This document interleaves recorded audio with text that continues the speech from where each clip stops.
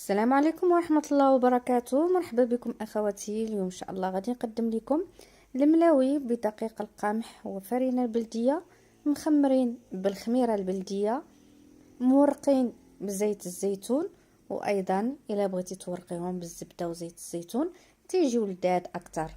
كنتمنى اخواتي ان هذا الفيديو اعجابكم وتشوفوا جميع الخطوات اللي غادي تنجح لكم الطريقة ديال التحضير ديالهم، وان شاء الله حتى انتي تنجحي فيهم ويوليو معتمدين عندك في المنزل، تحضريهم في ايام ديال رمضان الكريم وفي الايام العاديه. بغيتيهم غلاط او رقاق انتي اختي كتحكمي في التوراق ديالهم. المهم انهم صحيين وكيجيو لذاذ خفاف بزاف. اذا بسم الله على بركه الله غادي نحتاجو الدقيق ديال الفرينه البلديه اللي غادي نغربلو ليه النخاله اللي كتكون هكذا غليظه وكتنزل مع ديك النخاله رقيقه بزاف. هاد النخاله ما ترميوهاش، راه هي اللي تندير بها الكسكس اللي حضرت لكم بها الكسكس، وكاين الفيديو ديالها في القناه وعده وصفات من بينهم لي كيك الحلويات غادي تشاهدوهم ان شاء الله لاحقا.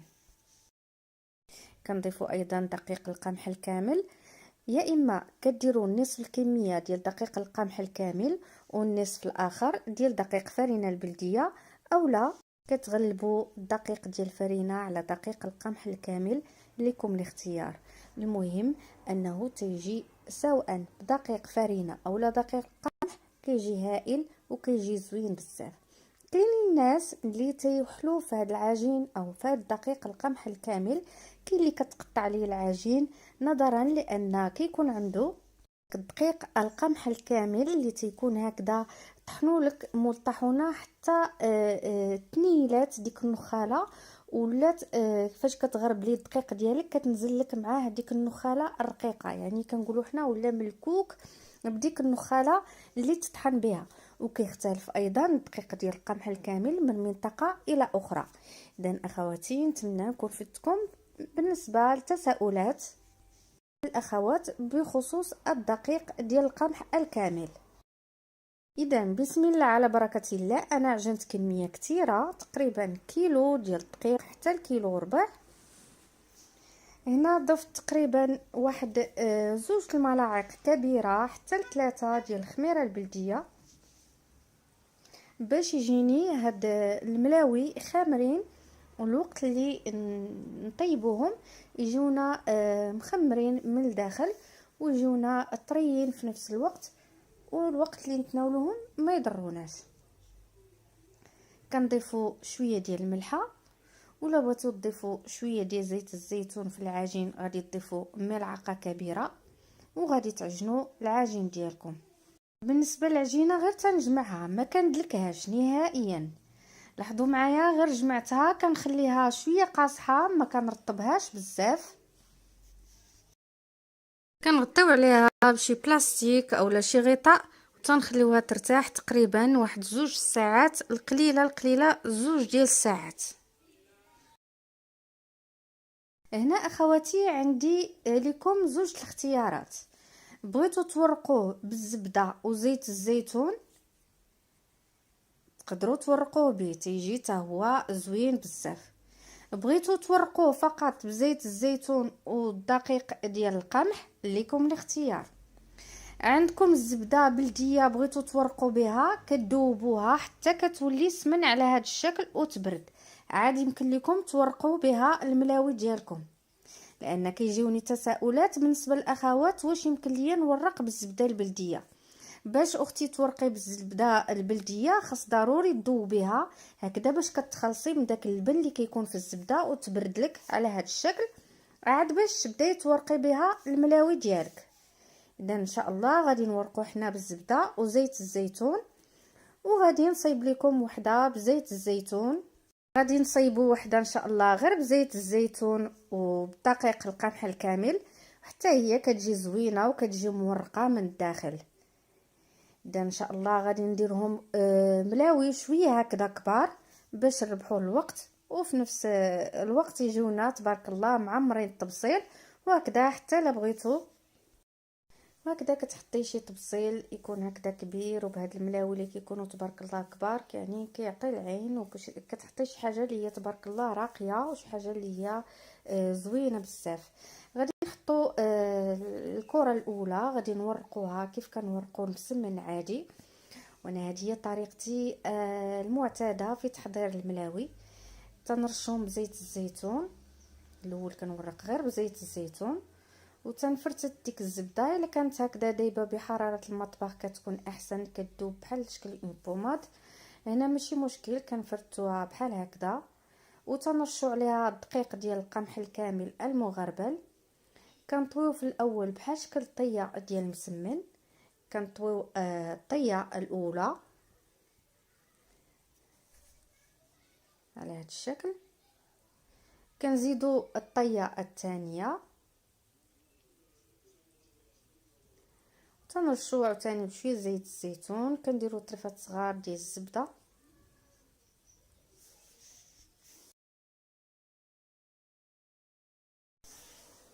وتنرشوا بالدقيق حتى هو دقيق ديال القمح. كنروليو العجين ديالنا الطيه ديالنا هكذا، يعني الفيديو شارح نفسه. كنورقوا غير توريقه خفيفه، كنلويو حتى كنوصلوا للحافه. دوك الجوج القناتي كندخلوهم هكذا، وكنبداو نروليو ما بين ايدينا هكذا، كنروليو وكنضغطوا حتى كنضغطوا عليهم، وكان يعني كي تضغطوا كيوليو واحد الكره على هذا الشكل. كنبسطوها مزيان. هنا اخواتي ملاحظه، فاش كتصايبوا جوج كتبداو مباشره طيبوا فيهم. يعني صيبت جوج ملويات، غادي ناخذ الملويه الاولى غادي نبسطها ونحطها الطيب في المقله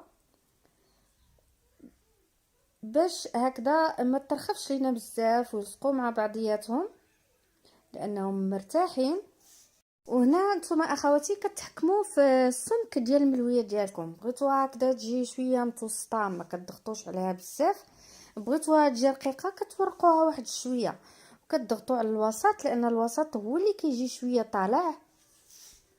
لهذا ردوا البال فاش تكونوا كتورقوهم، غير تنحطوهم في المقلاة غير واحد شويه كنقلبوها. المقله في الاول كتكون سخونه مزيان مدهونه بالزيت وناقصين عليها النار، كنكونوا ناقصين النار هكذا باش كطيب على خاطرها، ما تزربوش عليها.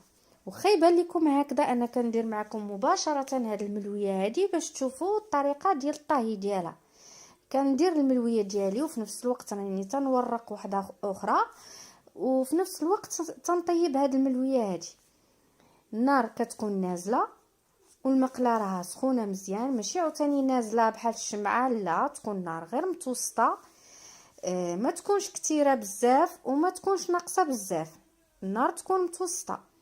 كنبداو نقلبوا الملويه ديالنا وكنبداو نحركوها في الجوانب، وهي سبحان الله من الجناب ديالها كتحل وكتعطيك داك الطيات اللي كيكونوا في الملاوي. ما تحتاجوا كاع تهزوهم بيديكم فاش يطيبوا او تضربوا بهم في الطبسيل او لا في الشبكه، كيطيبوا بكل سهوله. انا درت معكم هذه الملويه مباشره باش تشوفوا الطريقه ديال الطهي ديالها. كيذهبوا كيجيو مورقين، وغادي نوريكم الطرق ديالهم كيف كيجي، راه كيجيو هائلين بزاف. لاحظتوا معايا. وكناخذوا وحده اخرى عاوتاني ونمشيو نبسطوها ونطيبوها حتى هي بنفس الطريقه. كنبسطوها يعني كيف قلت لكم القياس اللي بغيتو نتوما تبسطوا به الملويه ديالكم. غير واحد المساله، الوسط كتبسطوا مزيان الوسط، علاش؟ لانه هو اللي كيكون مجموع فيه العجينه. هنا غادي نصيب معكم وحده وغادي نورقوها غير بزيت الزيتون، وغادي نرشوها بدقيق القمح، ما غاديش نستعملوا نهائيا الزبده، باش بالنسبه للناس هكذا اللي تيبغيو يديروا غير زيت الزيتون راه حتى هو ناجح 100% الملوي ديالو. نفس الطريقه كتبسطوها بزيت الزيتون وكترشوا عليها دقيق القمح، كتروليوها وتخليوها ترتاح. بالنسبه للطياب ديال الملويه ديال زيت الزيتون حتى هي نفس الشيء، تنحطوها على الجهه الاولى ومن بعد كنقلبوها على الجهه الثانيه، غير تشمع لينا واحد شويه كنقلبوها، كنتركوها هكذا، كنبداو نعطيوها الخطر ونقلبوها ونبداو نحركو في الجوانب هكذا حتى كطيب على خاطرها، ومحدا هي كطيب على نار هكذا متوسطه، والا كتعطيك داك التوراق من الداخل. اللي هو مهم في هذا الملاوي انكم تورقوهم بدقيق القمح باش كيجيوكم مرقين ومفروقين من الداخل. يعني ماشي مهم انكم تورقوهم بالزبده، اللي مهم هو انهم يكونوا مرشوشين بدقيق القمح الكامل او دقيق ديال الفرينه. المهم انهم فرينه، الا قلت لكم فرينه اخواتي عرفوا انه راه هو قمح، هو قمح ابيض، والقمح الكامل هو لونه اصفر. غير الدقيق ديال القمح ديال الفرينه البلديه هو تيكون شويه رطب على القمح الكامل، يكون شويه حرش. تنستمروا لحتى كيف كتجي حتى هي راه كتجي زوينه بزاف ومفروقه، يعني كتجي مرقه، كترتاح لكم على خاطرها. وهنا تنبداو نطيبوها بنفس الطريقه، ولاحظوا معايا كيف كتجي حتى هي كتجي هائله وكتجي مفروقه من الداخل، كتجي طايبه. دائما الملاوي ديالكم اولا المسمن نقصوا عليه النار وخليوه يطيب على خاطرو باش ينجح لكم ويجيكم واحد الملوي اللي هو طيب من الداخل وطيب على برا. ماشي نجهدوا النار ويتحمر لينا على برا ويبقى لينا عجينه من الداخل، لا، النار اللي كتكون متوسطه هي اللي تطيب لينا هاد الفطائر هادي. كيف قلت لكم كيتفرق بوحدو سبحان الله، غير العكس ديال الملاوي الاخرين اللي كنا كنصيبو. اذا كنستمر هكذا حتى كنكمل، ونتلاقاو ان شاء الله باش نشوفوا. ولاحظوا معايا اخواتي كيجيو هائلين، لاحظوا معايا ديال زيت الزيتون حتى هي. كنتمنى اخواتي تنجحوا فيهم حتى نتوما، تبعوا غير النصائح والطريقه ديال التحضير هكذا باش تحصلوا على نتيجه جد ممتازه. قلت لكم اخواتي نتوما كتحكموا في السمك ديالهم، راه تيجيو روعه، شي حاجه اللي هي غزاله خامره، يعني فيها الخميره البلديه ما غاديش تضرك نهائيا.